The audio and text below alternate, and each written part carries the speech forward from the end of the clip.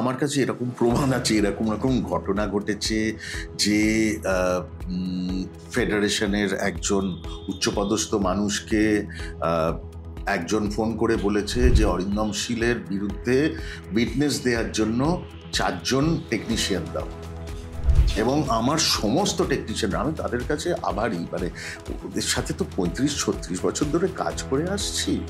মানে তারা বলছে কি বলছেন, মানে আমরা ফ্লোরে ছিলাম, আমরা চোখে কিছু দেখতে পাইনি, আর এরকম একটা কিছু ঘটে গেল, সারা ফ্লোর কেউ কিচ্ছু জানতে পারলো না, আর অরিন্দম দাকে আমরা আজকে প্রথম দেখছি।